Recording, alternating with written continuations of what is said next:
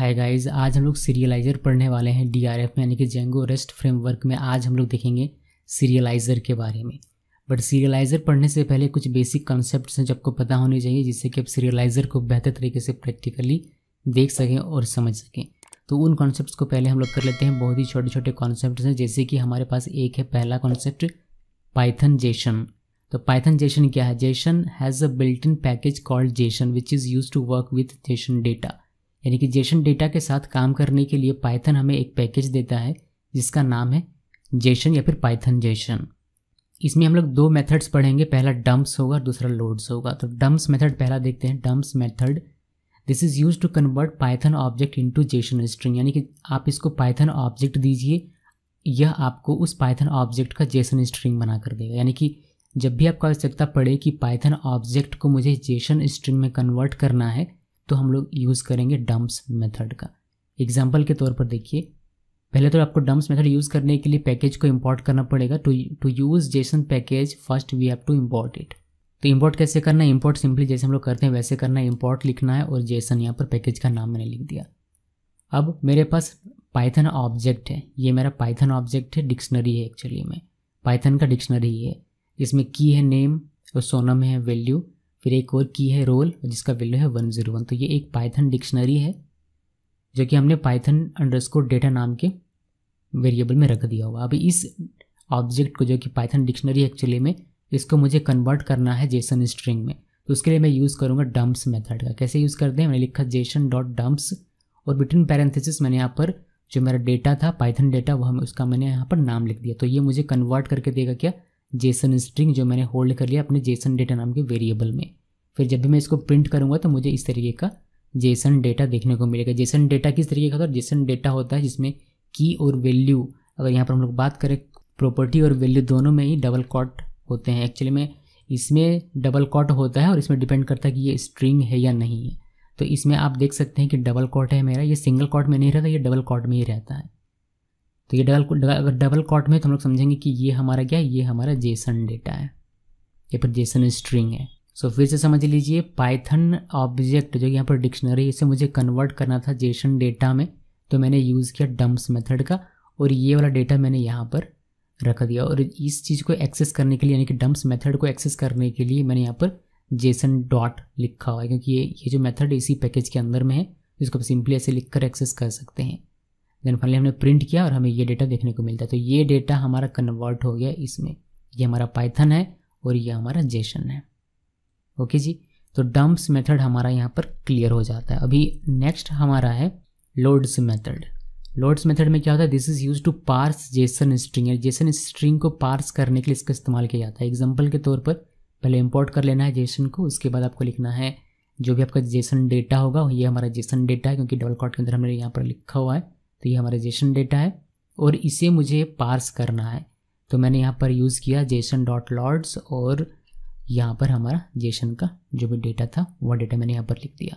तो ये डेटा मैंने यहाँ पर लिख दिया और मैंने लॉर्ड्स का यूज़ किया हुआ। जेसन डॉट हमने लिखा क्योंकि ये इस पैकेज का मेथड है, इस वजह से। और ये हमें पार्स करके ये डेटा दे देगा, यानी कि जब भी आप इसको प्रिंट करेंगे तो आपको मिलेगा ये कुछ इस तरीके से डेटा। तो ध्यान रहेगा, पाइथन से अगर आपको जेसन में बदलना है तो आप यूज़ करेंगे डम्प्स मेथड, और अगर आपको जेसन से करना है पाइथन ऑब्जेक्ट में तो आप यूज़ करेंगे लोड्स। ठीक है, तो ये दो मेथड याद रखिएगा। बस पाइथन जेसन में हमें ये दो ही चीज़ें देखने की आवश्यकता थी जो कि हमने देखी। अभी हम लोग आते हैं अपने मेन मुद्दे पर, जो कि हमारा है सीरियलाइज़र। In Django REST framework, serializer are responsible for converting complex data such as query set and model instance to native Python data type called serialization. इस प्रोसेस को serialization हम लोग कहते हैं। That can then be easily rendered into JSON, XML और other content type which is understandable by front end, यानी कि front end के द्वारा जो समझा जा सके उसमें हम लोग आसानी से बदल सकते हैं। तो इसका मीनिंग क्या हुआ, ज़रा सा ठीक से समझ लीजिए कि सीरियलाइज़र क्या हमें करके देगा। सीरियलाइज़र की ये जिम्मेदारी है कि ये कॉम्प्लेक्स डेटा टाइप मतलब जैसे कि क्वेरी सेट हो गया हमारा या फिर मॉडल इंस्टेंस हो गया, तो इस तरीके का जो डेटा टाइप होता है या फिर इस तरीके का जो डेटा है उसको कन्वर्ट करेगा ये नेटिव पाइथन डेटा टाइप में। ये जिम्मेदारी होती है सीरियलाइज़र की और ये प्रोसेस कहलाता है सीरियलाइजेशन।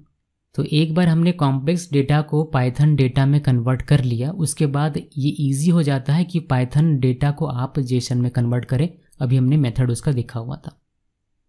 ये फिर और भी बहुत सारे तरीके दे दिए गए हैं। अगर जेंगो की हम लोग बात करें, क्योंकि हम लोग यहाँ जेंगो रेस्ट फ्रेमवर्क पढ़ रहे हैं, तो उसके पर्सपेक्टिव में अगर हम लोग बात करें तो हमें और भी आसान तरीके दे दिए गए हैं। तो सिंपल सा ध्यान में रहेगा, सीरियलाइज़र का क्या रिस्पॉन्सिबिलिटी है।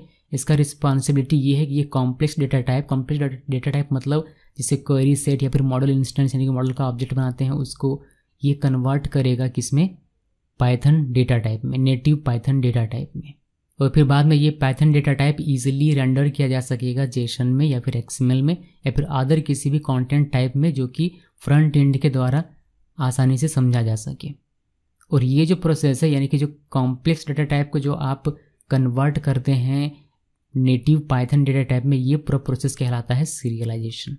इसके अलावा serializer are also responsible for deserialization which means it allows parsed data to be converted back into complex type after first validating the incoming data. तो वैलिडेट करने के बाद ये डी सीरियलाइजेशन का प्रोसेस भी आपको करके देता है। यानी कि सीरियलाइजर के दो काम है, पहला काम है सीरियलाइजेशन करना, दूसरा काम है डी सीरियलाइजेशन करना। ये दोनों ही जिम्मेदारी सीरियलाइजर की है। और डी सीरियलाइजेशन में क्या होता है, डी सीरियलाइजेशन में होता ये है कि ये पार्स्ड डेटा को कन्वर्ट करता है कॉम्प्लेक्स टाइप में वापस से।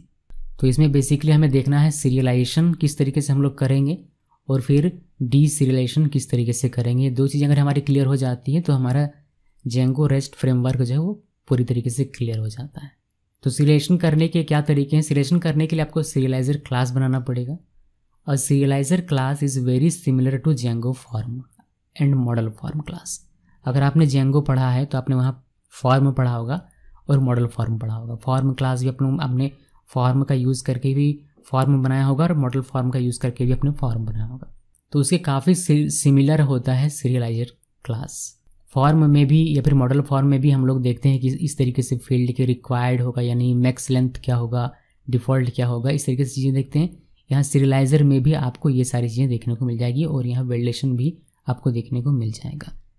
तो काफ़ी सिमिलर है। अगर आपने जेंगो में फॉर्म और मॉडल फॉर्म पढ़ा होगा तो यहाँ पर आप सीरियलाइजर और मॉडल सीरियलाइजर दोनों को आसानी से समझ पाएंगे। DRF provides a serializer class which gives you a powerful generic way to control the output of your response as well as model serializer class which provides a useful shortcut for creating serializer that deal with model instance and query set. तो यहाँ पर अभी हम लोग बात नहीं करेंगे model serialiser की, हमारा सिर्फ कॉन्सेप्ट यहाँ पर रहेगा सीरियलाइजर का। एक बार सीरियलाइजर सीख जाते हैं उसके बाद मॉडल सीरियलाइजर में कुछ भी नहीं है, वो 2 मिनट का काम है, आपको ईजिली समझ में आ जाएगा। तो जेंगो रेस्ट फ्रेमवर्क यानी कि DRF में DRF ही बोलूँगा ज़्यादातर। तो DRF हमें प्रोवाइड करता है सीरियलाइजर क्लास। इससे हम लोग कंट्रोल करेंगे कि हमें क्या रिस्पॉन्स देना है अपने यूज़र के, फ्रंट एंड में क्या रिस्पॉन्स देना है, उसको हम लोग बेहतर तरीके से कंट्रोल कर पाएंगे।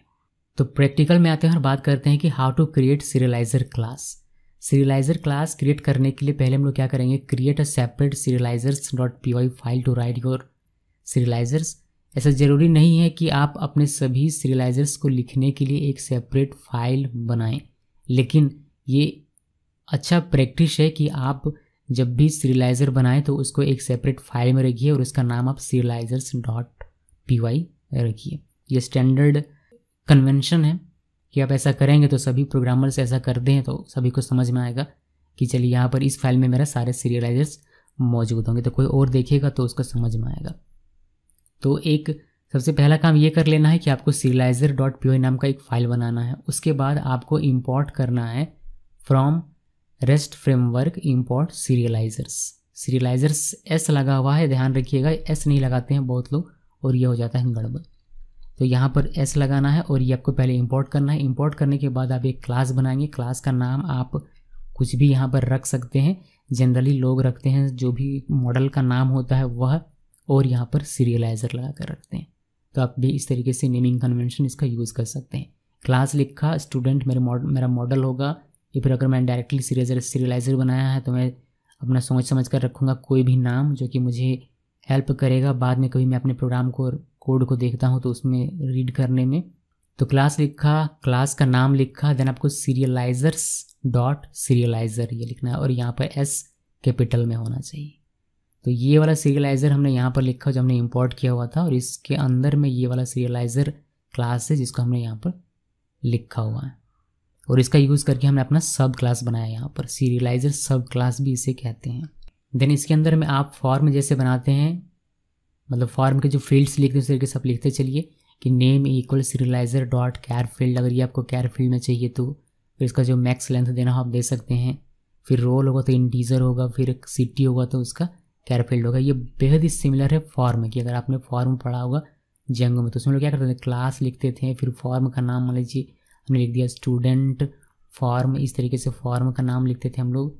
फिर यहाँ से हमारा फॉर्म डॉट फॉर्म इस तरीके से हमारा वो क्लास हुआ करता था। फिर हम लोग यहाँ पर लिखते थे name equal forms dot char field, और उसका अपना जो भी रूल था वैलिडेशन का वह लिखा करते थे। फिर यहाँ पर हम लोग और भी फील्ड लिखते थे। बस यही चीज़ यहाँ पर लिखा गया, बट यहाँ पर सीरियलाइज़र के तौर पर लिखा गया।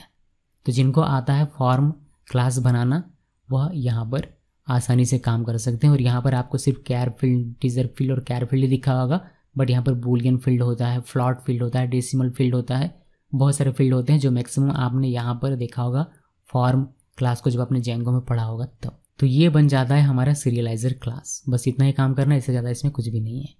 अब थोड़ा टेक्निकली समझ लीजिए। हमारे पास एक मॉडल्स डॉट पी फाइल है जिसके अंदर हमने एक मॉडल बनाया हुआ। मॉडल कैसे बनाते हैं सभी को पता है। ये मॉडल क्यों बनाया जाता है? मॉडल बनाया जाता है क्योंकि हमें डेटाबेस में एक टेबल चाहिए जहाँ पर हम लोग अपना डेटा रख सकते हैं। ये हम लोगों ने जेंगो में पढ़ा हुआ है।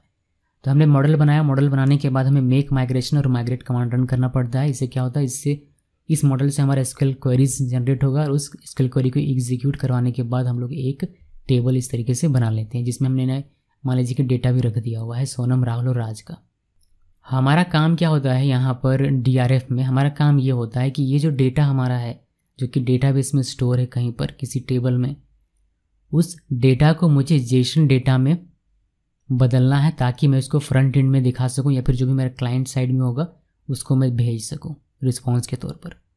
तो यहाँ पर पाइथन कोड का आदान प्रदान ना होने के बजाय यहाँ पर जेसन डेटा का लेन देन होता है। तो आपको बेसिकली करना ये पड़ता है कि जो भी आपका डेटा है, चाहे वो टेबल में डेटा है फिर कहीं भी डेटा हो, उस डेटा को आपको जेसन डेटा में बदलना है किसी भी तरीके से। जो भी तरीका आप अपनाना चाहते, जो भी तरीका डीआरएफ में बताया गया उन तरीकों को आप फॉलो करते हुए आप उसको जेसन डेटा में बदलिए, फिर उस जेसन डेटा को आप क्लाइंट को भेजिए। तो ये पूरा प्रोसेस हमें करना है, यही हमें अचीव करना है, और यही हमारा मेन मुद्दा रहेगा हमेशा पूरे इस कोर्स के दौरान कि डेटा को, कोई भी डेटा हो, कॉम्प्लेक्स डेटा हो, किसी भी तरीके का डेटा हो, उसे हमें जेसन में बदलना है और हमें इसे क्लाइंट को भेजना है। और क्लाइंट से आ रहा है, क्लाइंट से क्या आएगा, जेसन आएगा, और उसे मैं अपने जेंगो में यूज़ करें तो उसमें पाइथन में बदलना है और हम लोग पाइथन में बदल के उसको यूज़ करेंगे। तो पाइथन से जेसन और जेसन से पाइथन, यही काम करना है। अब इनमें कॉम्प्लेक्स डेटा टाइप एक होता है जो कि मॉडल का इंस्टेंस हो सकता है, फिर क्वेरी सेट हो सकता है। तो वह तो हमने थ्योरेटिकली देखा हुआ है, उसका हमें पता है प्रोसेस की। कॉम्प्लेक्स को अगर हम लोग पाइथन ऑब्जेक्ट में बदलते हैं, पाइथन डेटा टाइप में बदलते हैं तो वो हमारा सीरियलाइजेशन कहलाता है। वो सारी चीज़ आपको कोडिंग में धीरे धीरे क्लियर हो जाएगी।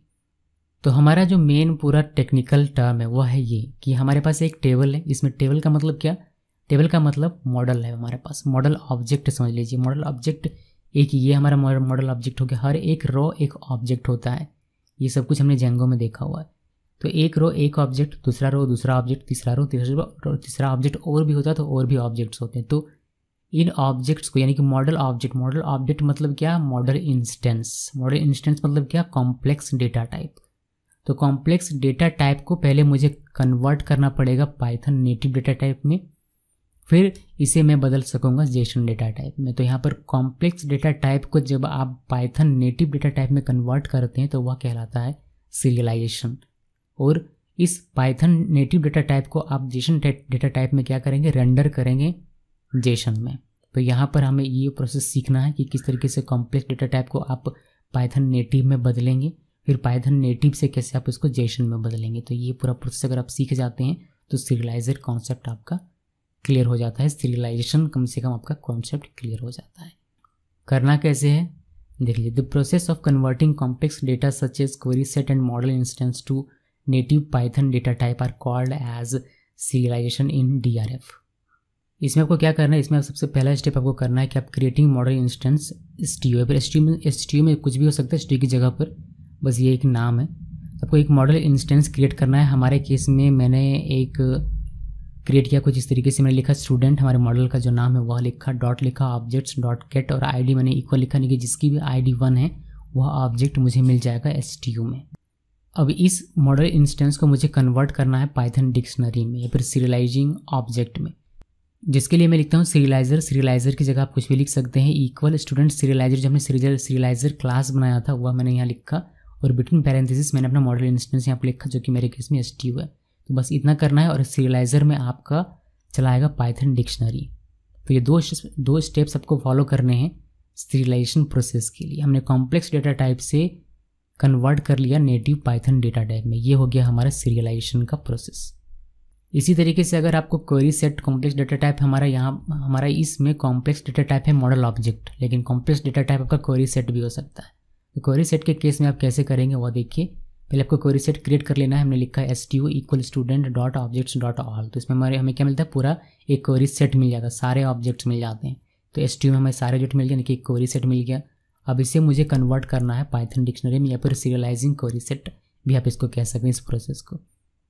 तो इसके लिए आपको लिखना है सीरियलाइजर इक्वल स्टूडेंट सीरियलाइजर, और यहाँ पर STU तो आप लिखेंगे ही जो आपको कन्वर्ट कर रहा है, यानी कि ये जो क्वेरी सेट है हमारा ये तो यहाँ पर आएगा ही। साथ में एक और आपको पैरामीटर यहाँ लिखना पड़ता है मेनी इक्वल ट्रू, बिकॉज इसके अंदर मेनी होते हैं, बहुत सारे ऑब्जेक्ट्स होते हैं। क्वेरी सेट में क्या होता है, बहुत सारा ऑब्जेक्ट होता है। टेबल में जितना भी डेटा था सारा का सारा डेटा इसके अंदर है। तो उसके लिए आप यहाँ पर मेनी इक्वल ट्रू लिखते हैं और ये आपको पाइथन ऑब्जेक्ट में कन्वर्ट करके दे देता है, वह आपको इस सीरियलाइजर में मिल जाएगा। अगर आप देखना चाहते हैं सीरियलाइजर में क्या डेटा है तो उसके लिए हमें एक वेरिएबल मिलता है सीरियलाइजर डॉट डेटा। इसमें सीरियलाइज्ड जो डेटा होता है, सीरियलाइज्ड डेटा, वह आप देख सकते हैं। आप उसको प्रिंट कीजिएगा, प्रिंट सीरियलाइजर डॉट डेटा, तो वह आपको देखने को मिलेगा। इसके अलावा हमें एक पढ़ना है method JSON renderer. This is use to render serialized data into JSON which is understandable by front end. तो हमने क्या किया, हमने अभी तक सिर्फ इतना किया कि कॉम्प्लेक्स डेटा टाइप को हमने कन्वर्ट किया पाइथन डिक्शनरी में या फिर पाइथन ऑब्जेक्ट में या पाइथन डेटा टाइप में।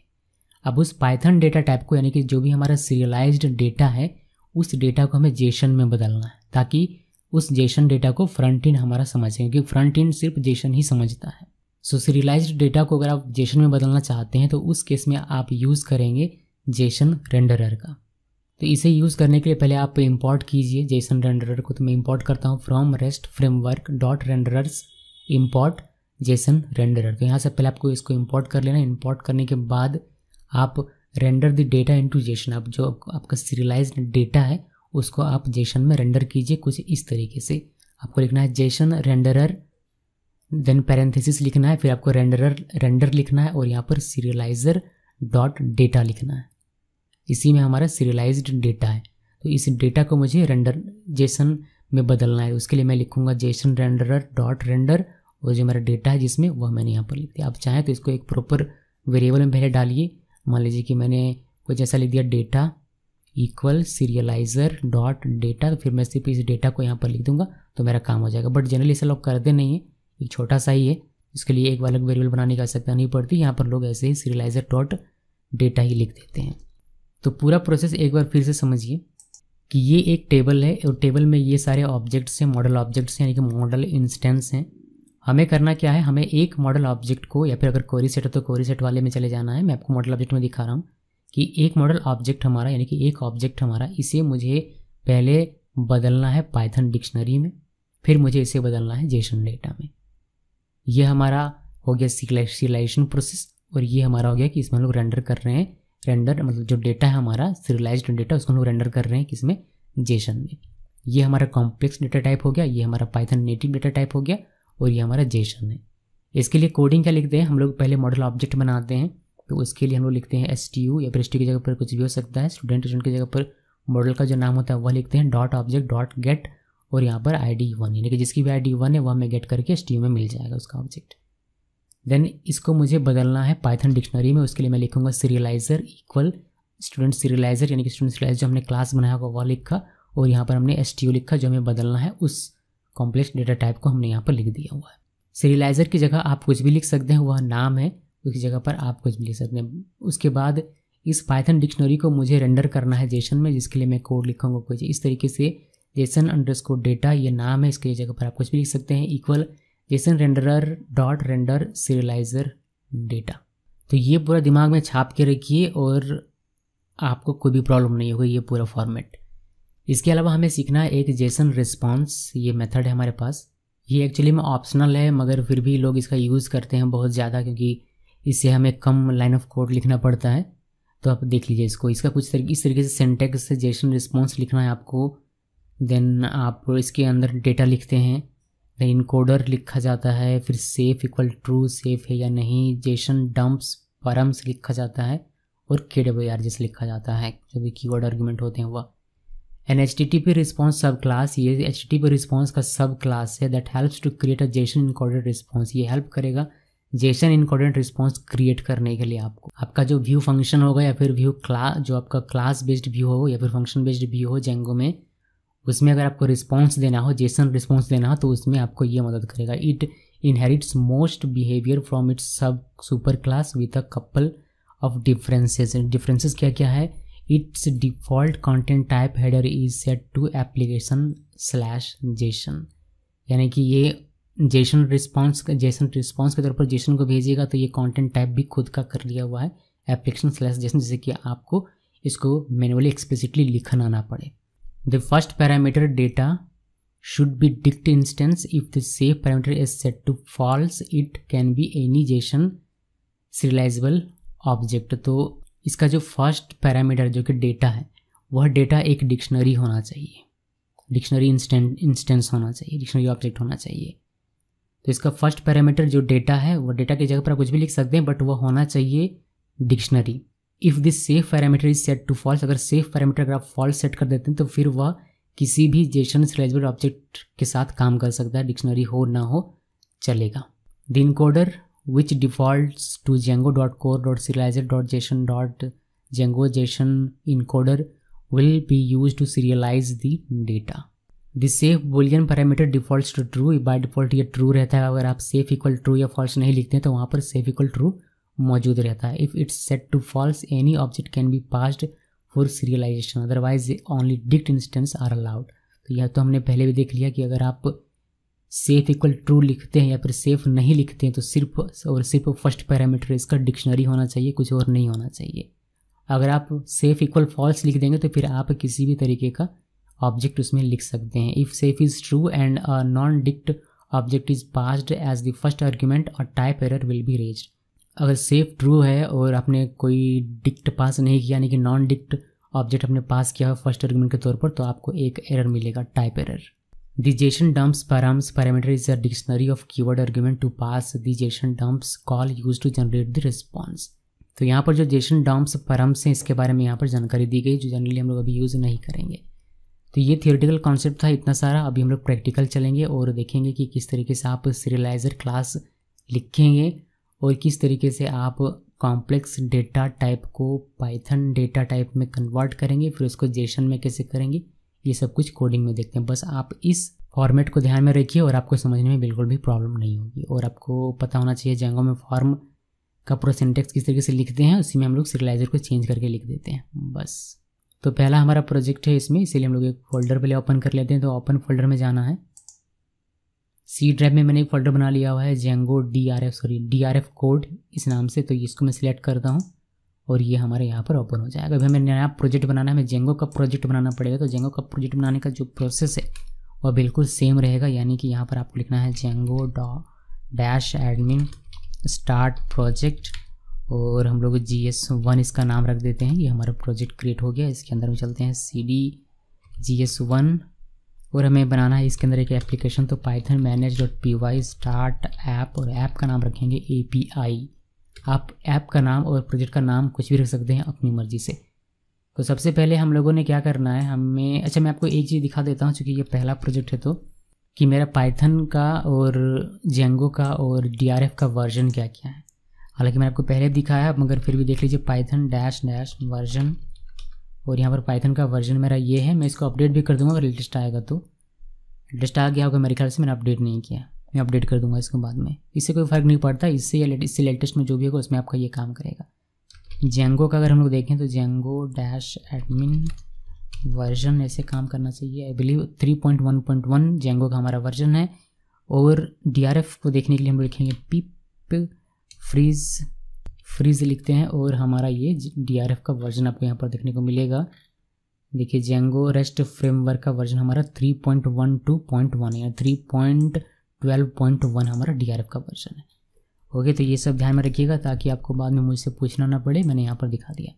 अभी हम लोग क्या करेंगे, हमारा क्रिएट हो गया है प्रोजेक्ट और हमारा एप्लीकेशन भी क्रिएट हो गया। इसे हमें क्या करना है, हमें इसमें इंस्टॉल करने के लिए हम लोग इंस्टॉल्ड ऐप्स में आते हैं यहाँ पर, और यहाँ पर पहले हम लोग चूँकि रेस्ट फ्रेमवर्क यूज़ करेंगे तो यहाँ पर आपको लिखना है रेस्ट फ्रेमवर्क, ये हमने इंक्लूड कर दिया, यहाँ पर इंस्टॉल कर दिया। और हमारा अब API, अपना जो एप्लीकेशन है API हमने नाम का बनाया हुआ है, तो मैंने यहाँ पर दिया। आप एप्लीकेशन का नाम कुछ भी रख सकते हैं अपनी मर्ज़ी से, लेकिन ये रेस्ट फ्रेमवर्क आपको लिखना ही है यहाँ पर, बिकॉज आप यूज़ कर रहे हैं DRF इसीलिए। तो रेस्ट अंडरस्कोर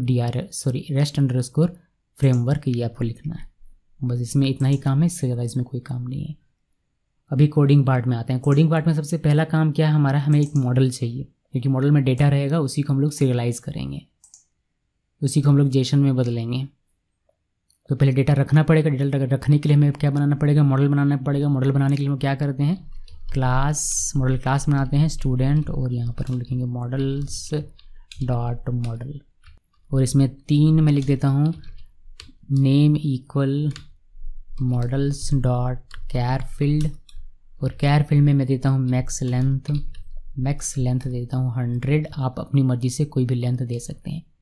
इस तरीके से एक और बनाते हैं, role equal models dot integer field, और इंटीजर फील्ड में लेंथ मैं नहीं दे रहा हूँ। और यहाँ पर एक और फील्ड बनाते हैं city equal models dot char field, और इसका भी मैं मैक्स लेंथ दे देता हूँ, मैक्स लेंथ 100, या फिर आप अपनी मर्जी से कोई भी लेंथ दे सकते हो। तो ये हमारा मॉडल बन गया। अभी हमें क्या करना है, इससे हमें कन्वर्ट करना है SQL, इससे हमारा जनरेट होगा SQL क्वेरी, फिर इस SQL क्वेरी को हम लोग एग्जीक्यूट करवाएंगे तो इससे हमारा बन जाएगा टेबल डेटाबेस में।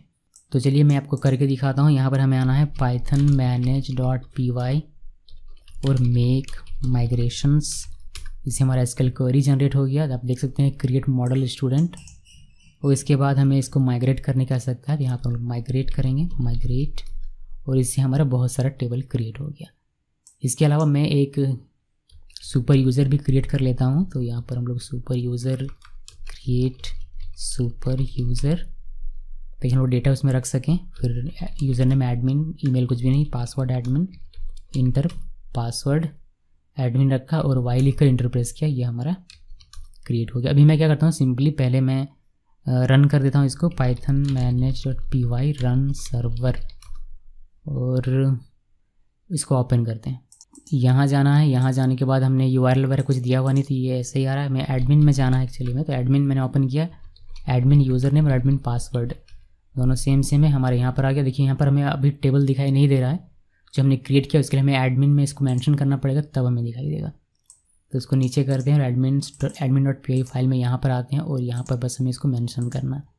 तो मेंशन करने के लिए यहाँ पर हम लोग पहले उसको इंपोर्ट कर लेंगे, from dot models import student model, ये हमने इंपोर्ट कर लिया। उसके बाद जो हमारा क्लास से बनाना है वो हम लोग बनाएंगे स्टूडेंट एडमिन, और यहाँ पर एडमिन डॉट मॉडल एडमिन, ये हमने लिखा। और हमें यहाँ पर क्या क्या चाहिए, हमें सब कुछ चाहिए, तो मैं लिखूँगा लिस्ट डिस्प्ले, और यहाँ पर मैनुअली मैं इंटर करूँगा। आईडी भी मुझे देखना है अपने एडमिन पैनल में, यानी कि यहाँ पर मुझे देखना है आईडी भी और बाकी सारे कॉलम्स भी। तो मैं सबको लिख देता हूँ, नेम लिख दिया, उसके बाद हमारा रोल है तो रोल लिख दिया, और हमारा एक सिटी है तो सिटी भी मैंने लिख दिया। इसमें रजिस्टर करना पड़ेगा, रजिस्टर करने के लिए हम लोग यहाँ पर लिखेंगे एडमिन डॉट रजिस्टर, और किसे रजिस्टर करना है इसके साथ, तो इसके साथ मुझे रजिस्टर करना है अपने मॉडल को, स्टूडेंट मॉडल को। इसको मैंने सेव किया, सेव करने के बाद कोई एरर नहीं। अभी मैं इसको रिफ्रेश करूँगा तो मुझे स्टूडेंट यहाँ पर दिखाई देगा, API मेरे एप्लीकेशन का नाम, और उसमें मुझे स्टूडेंट्स एक टेबल का नाम मुझे दिखाई दे रहा है। मैं यहाँ पर क्लिक करूँगा तो मुझे इस तरीके से ये देखने को मिल जाएगा। अब मैं यहाँ से ऐड कर सकता हूँ इसमें डेटा, मैं इसमें कुछ डेटा ऐड करता हूँ। पहले ऐड स्टूडेंट में क्लिक करना है, फिर नेम मैंने दिया सोनम, इसको रोल नंबर देता हूँ 101 और सिटी इसका मैंने दिया रांची और मैंने इसको सेव एंड ऐड अनदर में किया। एक और डेटा ऐड करते हैं राहुल, इसको दे देते हैं 102, इसका भी दे देता हूँ रांची और मैंने इसको कर दिया सेव एंड ऐड अनदर। एक और करते हैं राज और इसका 103 और इसको कर देते हैं बोकारो और मैंने इसको सेव कर दिया। यहाँ पर मेरा 3 डेटा आ गया, आप देख सकते हैं सोनम, राहुल और राज। तो मेरा काम क्या है, मेरा काम ये है कि ये जो टेबल हमारा बना, ये पहला रो एक ऑब्जेक्ट, ये दूसरा रो दूसरा ऑब्जेक्ट और ये तीसरा रो तीसरा ऑब्जेक्ट है। मॉडल ऑब्जेक्ट्स हैं, ये मॉडल इंस्टेंस है। मुझे इस कॉम्प्लेक्स डेटा को पहले कन्वर्ट करना है Python, native Python data type में, फिर मुझे उसको जेसन में कन्वर्ट करना है, फिर मुझे वो जेसन फ्रंट एंड में भेजना है। ये पूरा मेरा काम है। और यहाँ पर मैं सिंपल व्यू का यूज़ करूँगा, कोई भी हम लोग बिल्ट इन DRF का व्यू यूज़ करने वाले अभी नहीं है, धीरे धीरे आगे बढ़ेंगे। लेकिन हम लोग सीरियलाइज़र का यहाँ यूज़ करेंगे। तो मैंने इसको लॉग आउट कर देना है पहले, इसमें कुछ भी नहीं, इसको नीचे कर देता हूँ। तो एक सीरियलाइज़र क्लास में बनाना है। सीरियलाइज़र क्लास बनाने के लिए मुझे राइट क्लिक करना है अपने एप्लीकेशन में और यहाँ पर लिखना है serializer.py। ये हमारा फाइल का नाम हो गया। अभी हमें यहाँ पर पहले इंपोर्ट करना है फ्रॉम रेस्ट फ्रेमवर्क, इंपोर्ट करो सीरियलाइजर्स को। मैंने इसको इंपोर्ट कर लिया। फिर मुझे क्लास बनाना है, क्लास मॉडल का जो नाम था वो मैंने नाम रख दिया, आप कोई भी नाम रख सकते हैं वैसे। सीरियलाइज़र स्पेलिंग ठीक है। और यहाँ पर आपको लिखना है serializers.serializer। सीरियलाइज़र, ये जो सीरियलाइज़र है इसका S कैपिटल है और ये जो सीरियलाइज़र्स है इसका S स्मॉल है, ध्यान रखिएगा। तो ये लिखा हमने, इसको सेव कर देते हैं। फिर हमारा जो मॉडल में ये तीनों हैं, इनको मुझे कॉपी कर लेना है। कॉपी करने के बाद यहाँ पर मैं पेस्ट कर देता हूँ और पेस्ट करने के बाद मुझे यहाँ पर बस चेंज करना है। ये जो मॉडल्स यहाँ पर मॉडल्स नहीं होंगे बल्कि यहाँ पर ये हो जाएंगे सीरियलाइज़र्स। तो ये मैं हटा देता हूँ, सीरियलाइज़र्स। ओके, तो ये मैंने लिख दिया, ये हमारा बन गया। इसी तरीके से हम लोग फॉर्म बनाते थे। अगर आपको फॉर्म याद नहीं तो फॉर्म इसी तरीके से बनाया जाता था। आपने क्लास लिखा, क्लास लिखने के बाद आप लिख देते हैं स्टूडेंट फॉर्म और यहाँ पर आपने फॉर्म्स लिखा, फॉर्म्स और यहाँ पर फॉर्म लिखते थे। फिर आप यहाँ पर ये सारे फील्ड्स लिख देते थे। ये वाला उठाकर मैं यहाँ पर कर दूँ तो आपको समझ में आ जाएगा। प्रॉपर तरीके से इंडेंट कर देता हूँ। यहाँ पर सीरियलाइज़र की जगह पर हम लोग बस क्या लिखते थे, फॉर्म्स। इस तरीके से लिखा करते थे। यहाँ भी फॉर्म्स और यहाँ भी फॉर्म्स और यहाँ भी फॉर्म्स।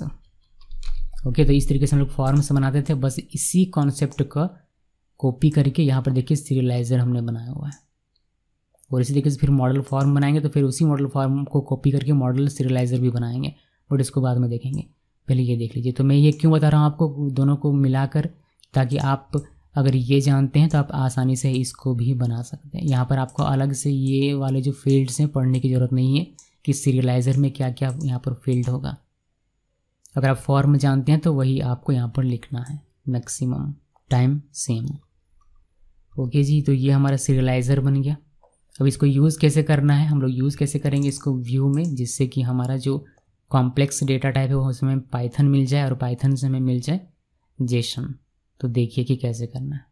पहले मैं आपको सिंगल ऑब्जेक्ट दिखाता हूँ, यानी कि मॉडल ऑब्जेक्ट दिखाता हूँ। यानी कि मॉडल ऑब्जेक्ट को कैसे आप करेंगे, यानी कि सिंगल स्टूडेंट डेटा, एक एक रॉ कैसे करेंगे वो मैं आपको दिखाता हूँ। तो मैं यहाँ पर यूज़ कर रहा हूँ व्यू फंक्शन, यानी कि फंक्शन बेस्ड व्यू। बाद में मैं आपको क्लास बेस्ड व्यू भी दिखाऊंगा, हालांकि दोनों में कोई ज़्यादा अंतर है नहीं, मगर फिर भी मैं आपको दिखा दूँगा। तो स्टूडेंट डिटेल मैंने इसका नाम रखा हुआ है और यहाँ पर आपको लिखना है रिक्वेस्ट। मैंने रिक्वेस्ट लिख दिया।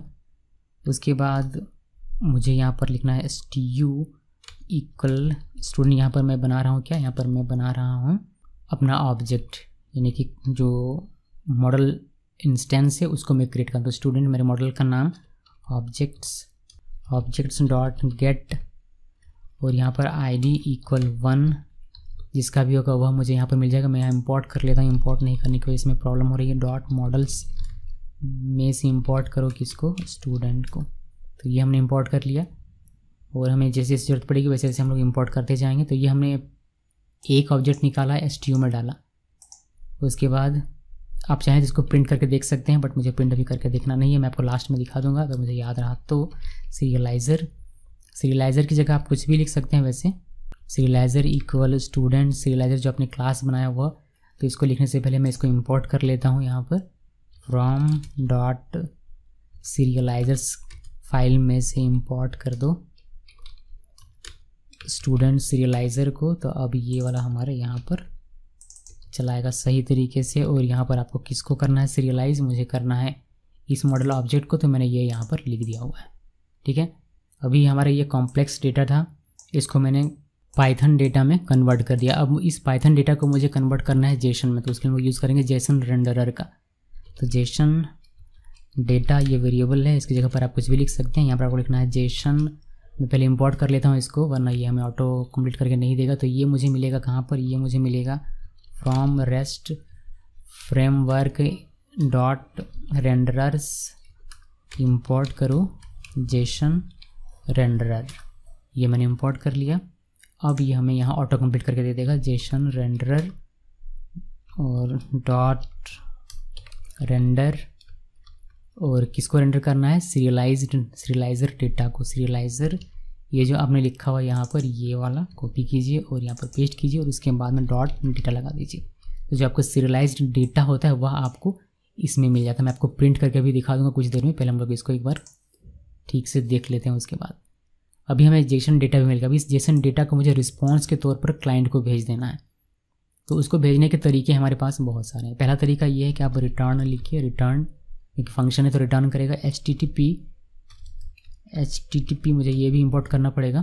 तो इसको इंपोर्ट करते हैं कहाँ से, from Django dot HTTP import HTTP response. ये मैंने इंपोर्ट कर लिया। यहाँ से इंपोर्ट करने के बाद HTTP रिस्पॉन्स। और पहला हमारा क्या है, जेसन डेटा, यानी कि ये वाला डेटा मुझे रिस्पॉन्स के तौर पर भेजना है, तो मैंने यहाँ पर लिख दिया। और इसका content type by default set नहीं रहता है, तो हमें लिखना पड़ेगा। तो यहाँ पर आप लिखेंगे इसका content type equal application slash Jason. ये हमने लिख दिया। तो इसको पता चलेगा कि कौन सा डेटा जा रहा है, हमारा जेसन टाइप का जा रहा है। तो ये पूरा कहानी है। इस वाले से हमने मॉडल ऑब्जेक्ट बनाया। इस मॉडल ऑब्जेक्ट को जो कि कॉम्प्लेक्स डेटा टाइप माना जाता है, उसको हमने कन्वर्ट किया पाइथन ऑब्जेक्ट में। फिर हमने उसको कन्वर्ट किया जेसन में और उस जेसन को हमने क्लाइंट को भेज दिया। सिंपल है। अब इसको प्रैक्टिकल कैसे करेंगे, यानी कि इसको टेस्ट कैसे करेंगे, देखेंगे कैसे। देखने के लिए चलिए हम लोग URL लिखते हैं। तो URL में आना है। ये जो इतना सारा कमेंट है, अब हमें इसकी आवश्यकता नहीं है, क्योंकि हम लोग अब जेंगो नहीं पढ़ रहे हैं, बल्कि हम लोग रेस्ट फ्रेमवर्क पढ़ रहे हैं। तो ये सारी हमें हटा देनी है। अब हम लोग फ्रॉम API, हमारा API जो हमारा एप्लीकेशन है उसमें से इंपोर्ट करो व्यू को। तो व्यूज़ को हमने इंपोर्ट किया और यहाँ पर हम लोग एक सिंपली लिख देंगे स्टूडेंट इन्फो। इसको छोटा कर देता हूँ, STU इन्फो लिख देते हैं, STU इन्फो। और यहाँ पर ये सब कुछ हटाकर हमें लिख देना है व्यूज़ डॉट स्टूडेंट डिटेल। मैंने इसको सेव किया। अभी जब हम लोग ये वाला हिट करेंगे, ये वाला URL, तो हमारा ये व्यू फंक्शन चलेगा, यानी कि ये व्यू फंक्शन। और यहाँ पर हमने ऑब्जेक्ट पहले बनाया, फिर हमने इसको पाइथन ऑब्जेक्ट में कन्वर्ट किया, फिर उसमें उसको हमने जेसन में बनाया, फिर जेसन से हमें रिस्पॉन्स मिल जाएगा। अब ये रिस्पॉन्स हमें मिलेगा कहाँ, ये रिस्पॉन्स हमें मिलेगा यानी कि दिखेगा कहाँ पर, ये हमें दिख जाएगा वेब पेज में। अगर अभी हम लोग देखेंगे इसको तो मैं इसको ओपन करता हूँ। यहाँ पर देखिए स्लैश दिया, STU इन्फो है हमारा। तो STU इन्फो लिखकर मैंने इंटरप्रेस किया। देखिए हमें डेटा देखने को मिल रहा है। एक डेटा जो था वह हमें देखने को मिल रहा है, जिसकी भी ID 1 थी वह। अगर मैं यहाँ से चेंज करूँ, इसको मैं चेंज करता हूँ, STU 2 में कर देता हूँ। सॉरी, ID = 2 मैंने कर दिया। अभी मैं इसको रिफ्रेश करूँ तो जिसकी ID 2 होगी वह डेटा मुझे देखने को मिलेगा। और आप यहाँ पर ध्यान देंगे आपको पता चलेगा कि नेम में डबल कॉट है, रोल में भी डबल कॉट है और सिटी में भी डबल कॉट है, यानी कि हमारा जेसन डेटा है। अब मैं आपको दिखाता हूँ प्रिंट करके कुछ चीज़ें, ताकि आपका कॉन्सेप्ट क्लियर रहेगा हमेशा के लिए। तो कुछ चीज़ें प्रिंट करके आपको दिखाता हूँ। यहाँ पर देखिए ये हमारा क्या है, ये आप एक बार देख लीजिए कि ये STU आखिर है क्या। तो ये एक प्रिंट कर लेते हैं। फिर इसके बाद हम लोग ये प्रिंट कर लेंगे, प्रिंट सीरियलाइज़र, ये भी प्रिंट कर लेते हैं। और एक प्रिंट कर लेते हैं हम लोग सीरियलाइज़र डॉट डेटा। और यहाँ पर अगर आप प्रिंट करना चाहें तो आप प्रिंट कर सकते हैं प्रिंट जेसन डेटा। तो ये सारी चीज़ें हमने प्रिंट कर ली। अभी हम लोग इसको हिट करते हैं इस URL को, ताकि हमारा वो फंक्शन चले। तो इसको मैंने हिट किया, URL हमारा फंक्शन चला। और यहाँ पर देखिए आपको सब कुछ देखने को मिलेगा। तो पहला जो हमारा है वो हमारा बता रहा है कि ये स्टूडेंट ऑब्जेक्ट 2 यानी कि मॉडल ऑब्जेक्ट है। ये दूसरा में बता रहा है यानी कि यहाँ से मैं आपको दिखाता चलूँ तो अच्छा रहेगा। ये वाला प्रिंट जो पहले प्रिंट है हमारा लाइन नंबर 10 में, वह हमें बता रहा है कि ये स्टूडेंट ऑब्जेक्ट 2 है। फिर हमारा लाइन नंबर 12 में सीरियलाइज़र, वह बता रहा है कि ये स्टूडेंट सीरियलाइज़र है, ये पूरा का पूरा ये दिखा दे रहा है। फिर सीरियलाइज़र डॉट डेटा के पास ये डिक्शनरी है पाइथन का, जो कि आप देख पा रहे हैं। फिर उसके बाद हमने जेसन को प्रिंट किया, तो प्रिंट जेसन, तो हमें यहाँ पर ये जेसन डेटा यहाँ पर देखने को मिल रहा है। ओके जी, तो ये बिहाइंड द सीन है जो कि मैंने आपको यहाँ पर प्रिंट करके भी दिखा दिया। अभी मैं इसको हटा देता हूँ, फिर कमेंट करके रख देता हूँ ताकि आप इसको यूज़ कर पाएंगे भविष्य में। तो मैं इसको कमेंट करके फिलहाल के लिए रख देता हूँ। एक और काम कर सकते हैं हम लोग कि यहाँ पर जो हम लोग 2 और 3 कर रहे हैं उसके बजाय हम लोग यहाँ पर ले देते हैं pk, और यहाँ पर हम लोग ले लेते हैं इसको pk, और URL से हम लोग इसका वैल्यू पास करेंगे जो यहाँ पर आएगा, फिर मैच होकर हमारा काम होगा। यानी कि यहाँ पर अब हमें लिखना पड़ेगा int pk।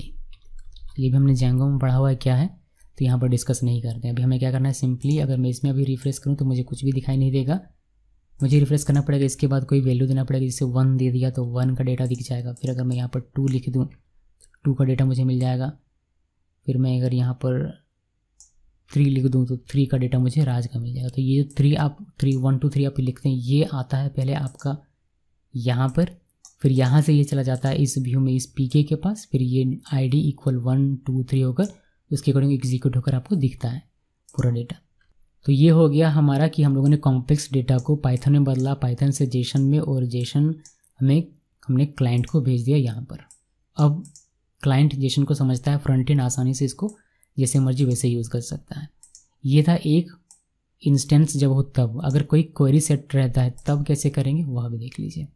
तो इसमें ज़्यादा कुछ करने की आवश्यकता नहीं है। इस पूरे को कॉपी कीजिए, कॉपी करने के बाद एक बार पेस्ट कर दीजिए। मैंने यहाँ पर पेस्ट कर दिया। यहाँ पर नाम चेंज कर देंगे हम लोग, स्टूडेंट डिटेल की जगह स्टूडेंट लिस्ट लिख देते हैं।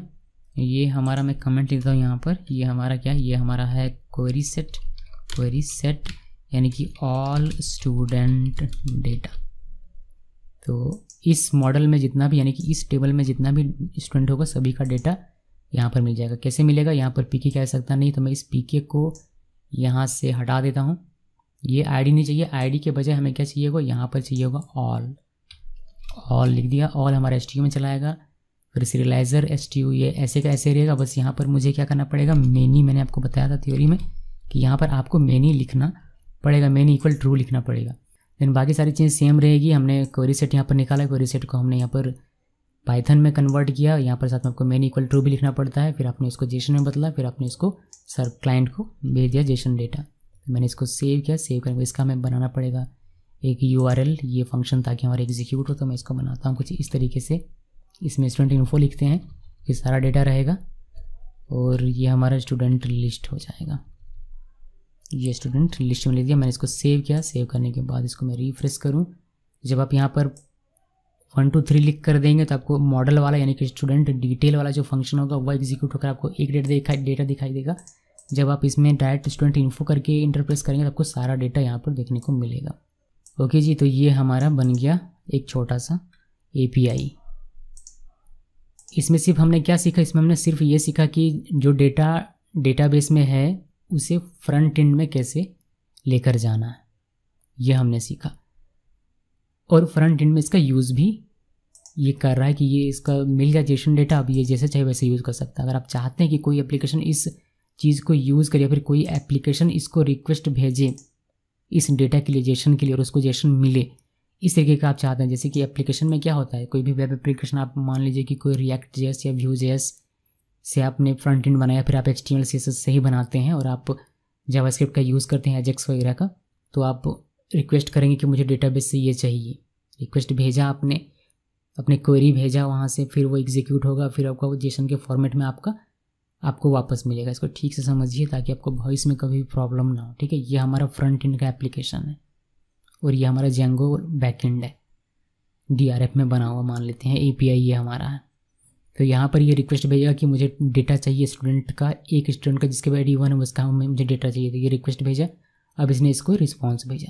तो अगर आप चाहते हैं इस तरीके से, हालांकि रिक्वेस्ट रिस्पॉन्स हम लोग यहाँ भी भेज रहे हैं, ब्राउज़र से हम लोग 1 लिखकर /1 लिखकर इंटर करते हैं तो रिक्वेस्ट ही जा रहा है और हमें API से उसका डिटेल मिल रहा है जेसन के फॉर्मेट में। बट मैं आपको एक थर्ड पार्टी एप्लीकेशन क्रिएट करके यहाँ पर दिखाता हूँ ताकि आप इसको और बेहतर तरीके से समझ पाएँ। मेरा यहाँ पर क्या है, पूरा स्टोरी समझ लीजिए। एक हम लोग एप्लीकेशन बनाते हैं थर्ड पार्टी एप्लीकेशन। ये एप्लीकेशन अभी मैं जनरली पाइथन में बना रहा हूँ, बट ये एप्लीकेशन एंड्रॉयड एप्लीकेशन भी हो सकता है, कोई अदर वेब एप्लीकेशन भी हो सकता है, जावा का एप्लीकेशन भी हो सकता है, कोई भी एप्लीकेशन हो सकता है। ये एप्लीकेशन क्या करेगा, रिक्वेस्ट भेजेगा एपीआई के पास, ये जो एपीआई है एपीआई के पास रिक्वेस्ट भेजेगा और ये एपीआई उसको जेसन फॉर्मेट में डेटा रिटर्न करेगी। ठीक है, तो ये एप्लीकेशन हम लोग बनाते हैं पाइथन में भी मैं बना रहा हूँ, बिकॉज मैं एज्यूम कर रहा हूँ कि आपने पाइथन सीखा होगा, फिर आपने जेंगो सीखा होगा, फिर आपने डीआरएफ सीख रहे फिर आप डीआरएफ सीख रहे हैं, तो आपको पाइथन अच्छे से आ रहा होगा। तो पाइथन का एप्लीकेशन बनाते हैं। ये हमारा थर्ड पार्टी एप्लीकेशन, यानी कि ये कहीं पर भी हो सकता है, कोई भी एप्लीकेशन हो सकता है, ये इस पूरे वेब एप्लीकेशन का पार्ट नहीं है। तो देखिए कि कैसे बनाते हैं। मैं ये पूरा हटा देता हूँ। मैं चाहूँ तो मैं यहाँ बाहर में बना सकता हूँ, बट मैं क्योंकि आपको कोड देना है मुझे, तो मैं यहीं पर इसी एप्लीकेशन के अंदर में बनाता हूँ ये जो एप्लीकेशन है। बट ये इस एप्लीकेशन का पार्ट नहीं है, इस प्रोजेक्ट का पार्ट नहीं, ये कहीं भी हो सकता है पूरे सिस्टम में मेरे, यानी कि एक नया फोल्डर बनाकर मैं यहाँ पर इसको लिख सकता हूँ, कहीं भी लिख सकता हूँ। बट जस्ट बिकॉज मुझे आपको प्रॉपर तरीके से कोड देना है, इसलिए मैं इसके अंदर में क्रिएट कर रहा हूँ न्यू फाइल और इसका मैं नाम रखता हूँ myapp.py। और पाइथन में एक हम लोग फाइल बनाएंगे और इस फाइल से हम लोग रिक्वेस्ट भेजेंगे और रिस्पॉन्स लेंगे। तो बेहद ही ईजी सा हमें कोड लिखना है। यहाँ पर इम्पोर्ट रिक्वेस्ट नाम का एक पैकेज है, रिक्वेस्ट नाम का, इसका यूज़ करते हैं हम लोग यहाँ पर रिक्वेस्ट रिस्पॉन्स के लिए। इसमें हमें URL किस में रिक्वेस्ट करना है, एंड पॉइंट क्या होगा API का, वह हम लोग लिखते हैं। तो हमारे पास URL है यहाँ पर, देखिए ये स्टूडेंट इन्फो। तो प्रॉपर जो URL हमारा है आपको यहाँ पर से मिल जाएगा। अगर आप यहाँ पर देखिए ये वाला URL कॉपी किया, कॉपी करने के बाद यहाँ पर आइए और इसको कार्ड्स के अंदर में पेस्ट कर दीजिए। अगर सिर्फ एक डेटा चाहिए तो यहाँ पर 2 लिख दीजिए, आपको एक डेटा इसमें हिट होकर एक डेटा मिलेगा। अगर ऑल चाहिए तो इसको हटा दीजिएगा तो सारा मिल जाएगा। यहाँ पर हम लोग बेसिकली गेट रिक्वेस्ट भेजने वाले हैं। अभी हम लोग रिक्वेस्ट भेजेंगे, आर की जगह आप कुछ भी लिख सकते हैं, equal request dot gate request. तो गेट लिखा और यहाँ पर URL पैरामीटर में URL दे देंगे, यानी कि ये वाला मैंने यहाँ पर लिख दिया। आप चाहें तो डायरेक्ट इसको यहाँ पर लिख सकते हैं। ओके, उसके बाद हम लोग एक्सट्रैक्ट करेंगे जेसन, जो हमें आर मिल रहा है वह आर में हमारा क्या रिस्पॉन्स है, तो इसमें से एक्सट्रैक्ट करेंगे हम लोग जेसन को हमने एक्सट्रैक्ट किया और हम लोग फाइनली इसको प्रिंट कर देंगे। तो हमें ये दिखाई देगा टर्मिनल में, यानी कि कमांड प्रॉम्प्ट में। तो ये हमारा पूरा काम है। तो इस लाइन से हमने क्या किया, इस लाइन से हमने इंपोर्ट किया इस रिक्वेस्ट लाइब्रेरी को या फिर पैकेज को। फिर हमने अपना URL जिसमें हमें रिक्वेस्ट सेंड करना है वह URL हमने लिखा। फिर हमने गेट रिक्वेस्ट भेजा इस URL में और इससे हमें रिस्पॉन्स भी मिलेगा, जिसको हमने R में रख लिया। और इस R में हम लोगों ने डॉट जेसन लगाकर इसको हमने एक्सट्रैक्ट किया इसमें से जेसन डेटा, जो कि हमारा डेटा में चलाएगा। फिर हम लोग इसको प्रिंट करेंगे। ये हमारा एक सेपरेट एप्लीकेशन है पाइथन का, इसका जेंगो से या फिर API से या फिर DRF से कोई मतलब नहीं है। ये एक सेपरेट एप्लीकेशन है जिसका यूज़ हम लोग कर रहे हैं, यानी कि इस एप्लीकेशन को चाहिए, ये एप्लीकेशन हमारे API से कम्युनिकेट करना चाहता है। ये जो एप्लीकेशन है हमारा पाइथन एप्लीकेशन, ये हमारे API से कम्युनिकेट करेगा, API से, क्योंकि इसको इससे कम्युनिकेट करके इसका जो डेटा है उसका यूज़ करना है। ओके, तो ये पाइथन का जो एप्लीकेशन है ये सेपरेट है, इसका इस चीज़ से कोई लेना देना नहीं है। अब इस पाइथन एप्लीकेशन की जगह पर कोई जावा एप्लीकेशन भी हो सकता है, कोई एंड्रॉयड एप्लीकेशन भी हो सकता है, कोई iOS भी हो सकता है, कोई भी किसी भी टाइप का एप्लीकेशन हो सकता है। इसलिए इसमें से हम लोग रिक्वेस्ट सेंड करते हैं, इसको रिक्वेस्ट कैसे सेंड करेंगे, इसको आप रन करेंगे तो ऑटोमेटिकली रिक्वेस्ट सेंड होगा। उसका हमने कोड यहाँ पर लिख दिया हुआ है। तो सर्वर रन करते रहना चाहिए और यहाँ पर नया टर्मिनल ओपन करते हैं। और ये जो फाइल है हमारा myapp.py, ये हमारा CD GS1 के अंदर में है। तो GS1 के अंदर में जाते हैं, यहाँ पर पाइथन और myapp.py लिखा और इंटर प्रेस किया। तो देखिए हमें राहुल का डेटा मिल जाता है, जो कि 2 जिसका 2 था। अभी मैं यहाँ पर 1 कर दूँगा और इसको रन करूँगा तो मुझे 1 का डेटा मिलेगा। ये समझ में आ रहा है आपको? ये मेरा सेपरेट एप्लीकेशन है, पाइथन का एप्लीकेशन ही है बट सेपरेट है। ये अगर जावा का एप्लीकेशन होता तो आपको बेहतर तरीके से समझ में आता, बट जावा किसी को आता है किसी को नहीं आता है, इसलिए मैंने पाइथन का एप्लीकेशन ही बनाया है। ये जो एप्लीकेशन है मेरा, ये सेपरेट एप्लीकेशन है, कहीं थर्ड पार्टी एप्लीकेशन इसको मान लीजिए। ये हमारे ऐसे समझिए इसको, ये हमारा एक डेस्कटॉप एप्लीकेशन है, जो सॉफ्टवेयर जैसे माइक्रोसॉफ्ट ऑफिस वर्ड वगैरह होता है उस तरीके का डेस्कटॉप एप्लीकेशन है। अब इस एप्लीकेशन को मुझे अपने वेब एप्लीकेशन से जोड़ना है, तो वेब एप्लीकेशन में मैंने एक API बना दिया। अब ये जो एप्लीकेशन है हमारा थर्ड पार्टी एप्लीकेशन यानी कि डेस्कटॉप एप्लीकेशन, ये इस API से कांटेक्ट कर रहा है और डेटा ले रहा है। अब ये जो थर्ड पार्टी एप्लीकेशन है हमारा डेस्कटॉप एप्लीकेशन, ये किसी भी चीज़ का हो सकता है। यहाँ पर हमारे केस में पाइथन का एप्लीकेशन है। अब ये डेस्कटॉप एप्लीकेशन है तो ये कल को मोबाइल एप्लीकेशन भी हो सकता है, एंड्रॉयड एप्लीकेशन भी हो सकता है। तो ये भी इस API से कनेक्ट करके डेटा ले लेगा जेसन वाला। ओके, होपफुली गाइस ये आपको ही समझ में आ गया होगा कि मैं क्या कहना चाहता हूँ, बिकॉज ये बेसिक कॉन्सेप्ट है और ये आपको क्लियर रहेगा तभी आप आगे के सारे कॉन्सेप्ट दिमाग में पिक्चर बनाकर सही तरीके से समझ पाएंगे। तो ये हो गया। अभी हमारे पास 2 टर्मिनल ओपन है, एक ये वाला और एक ये वाला। अब एक छोटी सी चीज़ मैं आपको दिखाता हूँ। यहाँ तक तो क्लियर समझ में आ गया। अभी हमने एक और मेथड देखा हुआ था जेसन रिस्पॉन्स।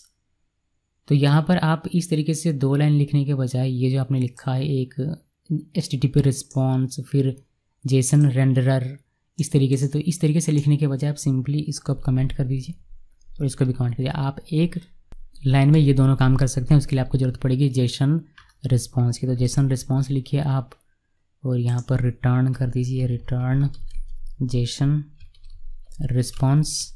और यहाँ पर आपको सिंपल लिख देना है सीरियलाइजर डॉट डेटा।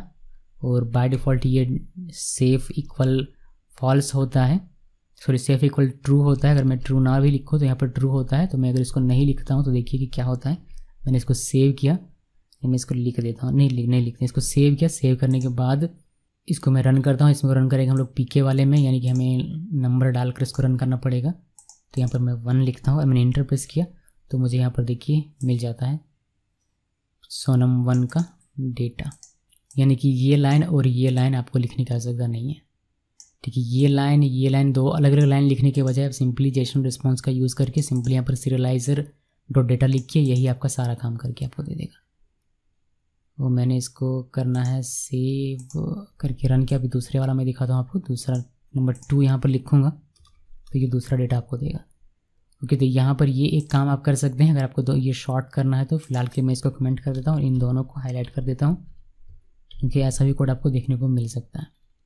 अभी इसमें आइए, इसमें अगर मैं करता हूँ, मैं अगर इसको भी कमेंट कर दिया मैंने और इसको भी कमेंट कर दिया और यहाँ पर मैं जेसन रिस्पॉन्स का यूज़ करता हूँ, रिटर्न जेसन रिस्पॉन्स और यहाँ पर लिखना है सीरियलाइजर डॉट डेटा और मैंने इसको सेव किया। सेव करने के बाद ऊपर में भी मैंने यही लिखा हुआ था और मैं यहाँ भी वही लिखा। मैंने इसको सेव किया। इसमें मुझे ये वाला हिट करवाना है स्टूडेंट लिस्ट, तो मुझे URL ये वाला हिट करना पड़ेगा। तो मैं आता हूँ वेब ब्राउज़र में और यहाँ पर मुझे नंबर अब की बार नहीं देना है। मैंने इसको इंटरप्रेस किया, देखिए मुझे यहाँ पर मिल जाता है टाइप एरर। ये टाइप एरर क्यों मिल रहा है? टाइप एरर मिल रहा है बिकॉज ये इसमें कहा गया है कि ये नॉन डिक्ट ऑब्जेक्ट है और आपने सेफ इक्वल ट्रू लिखा हुआ है।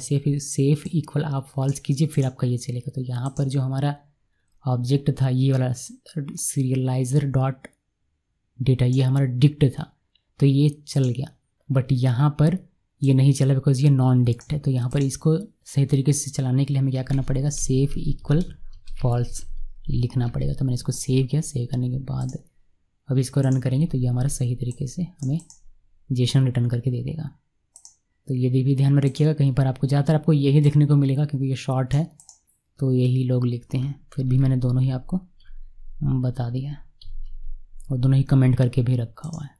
एक और छोटी सी बात मैं आपको बताना चाहूँगा। यहाँ पर अगर आप आउटपुट देखेंगे जो कि हमें मिल रहा है यहाँ पर, इसमें आईडी नहीं है। यहाँ पर आप देखिए, और आईडी हमारा ऑटो जनरेट तो है बट आपको आईडी कहीं देखने को नहीं मिलेगा, ना तो इसमें है ना ही इसमें है, किसी में नहीं है। तो आईडी आपको देखने को मिलेगा कब? जब आप यहाँ पर एक्सप्लिसिटली इसको मेंशन करेंगे तब। देखिए मॉडल में हमारा क्या होता है, आईडी ऑटोमेटिकली जनरेट होता है, टेबल में भी हमारा है, हमने देखा भी एडमिन पैनल में जाकर, बट आपको यहाँ पर ये दिखाई नहीं दे रहा है। तो यहाँ पर अगर आपको आईडी देखना है तो उसके लिए आपको क्या करना पड़ेगा? सीरियलाइजर में आइए और यहाँ पर एक्सप्लिसिटली आईडी को मेंशन कीजिए। ID equal serialiser dot integer field, कुछ इस तरीके से इसको सेव कीजिए। सेव करने के बाद अब आप इसको रिफ्रेश करेंगे तो आपको आईडी के साथ ये देखने को मिलेगा। ओके, तो ये एक छोटा सा इसमें है जो कि आपको ध्यान में रखना है।